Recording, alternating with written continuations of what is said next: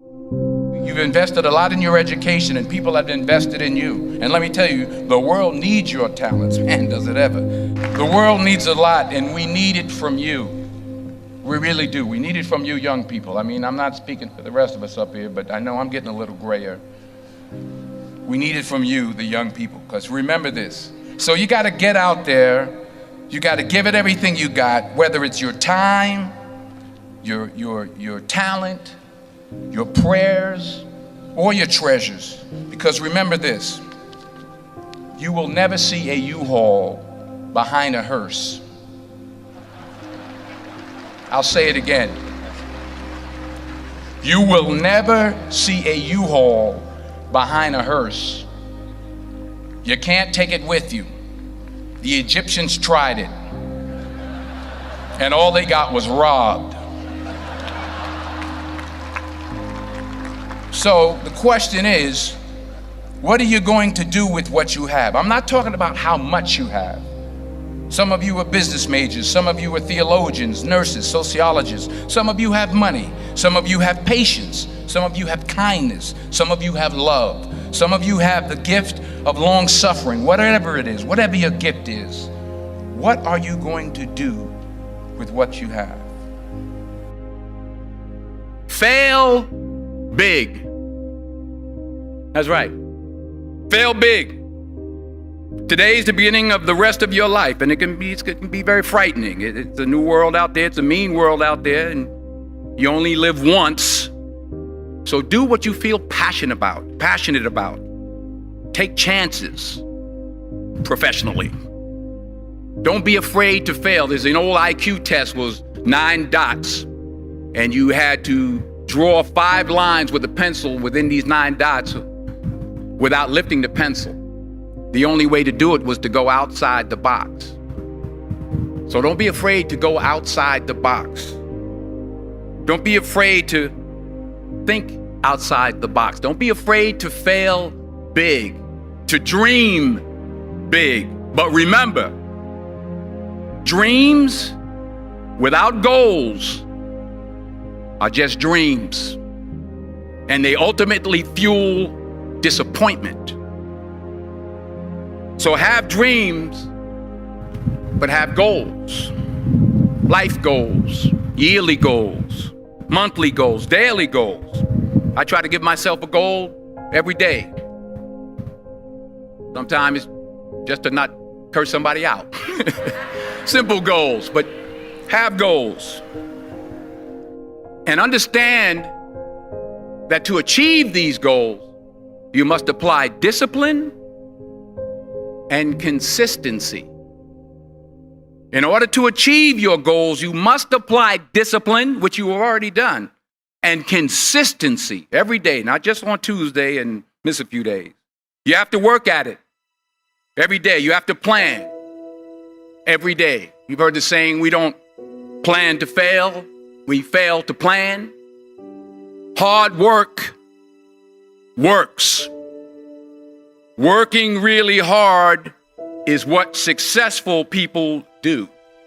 And in this text, tweet, twerk world that you've grown up in, remember, just because you're doing a lot more doesn't mean you're getting a lot more done. Remember that. Just because you're doing a lot more doesn't mean you're getting a lot more done. Don't confuse movement with progress. My mother told me, she said, yeah, because you can run in place all the time and never get anywhere. So continue to strive, continue to have goals, continue to progress. I found that nothing in life is worthwhile unless you take risks. Nothing. Nelson Mandela said, there is no passion to be found playing small and settling for a life that's less than the one you're capable of living. Now, I'm sure in your experiences in school and applying to college and picking your major and deciding what you want to do with life, I'm sure people have told you to make sure you have something to fall back on. Make sure you got something to fall back on, honey. But I never understood that concept, having something to fall back on. If I'm going to fall, I don't want to fall back on anything except my faith. I want to fall forward. I figure at least this way I'll see what I'm going to hit. Fall forward. This is what I mean. Reggie Jackson struck out 2,600 times in his career, the most in the history of baseball. But you don't hear about the strikeouts. People remember the home runs. Fall forward. Thomas Edison conducted 1,000 failed experiments. Did you know that? I didn't know that. Because the 1,001st was the light bulb. Fall forward. Every failed experiment is one step closer to success. You've got to take risks, and I'm sure you've probably heard that before, but I want to talk to you about why that's so important. I got 3 reasons, and then you can pick up your iPhones. First, you will fail at some point in your life. Accept it. You will lose. You will embarrass yourself. You will suck at something. There's no doubt about it. And I know that's probably not a traditional message for a graduation ceremony, but hey, I'm telling you, embrace it, because it's inevitable. And I should know. In the acting business, you fail all the time. Early on in my career, I auditioned for a part in a Broadway musical.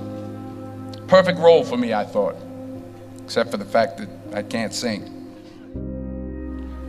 I didn't get the job. But here's the thing. I didn't quit. I didn't fall back. I walked out of there to prepare for the next audition, and the next audition, and the next audition. I prayed. I prayed, and I prayed. But I continued to fail, and fail, and fail. But it didn't matter, because you know what? There's an old saying, you hang around the barbershop long enough, sooner or later you're going to get a haircut. So you will catch a break, and I did catch a break. Last year, I did a play called Fences on Broadway. Someone talked about it. Won the Tony Award. And I didn't have to sing, by the way. But here's the kicker. It was at the Court Theater. It was at the same theater that I failed that first audition 30 years prior. The point is, and I'll pick up the pace, the point is every graduate here today has the training and the talent to succeed. But do you have the guts to fail? Here's my second point about failure. If you don't fail, you're not even trying.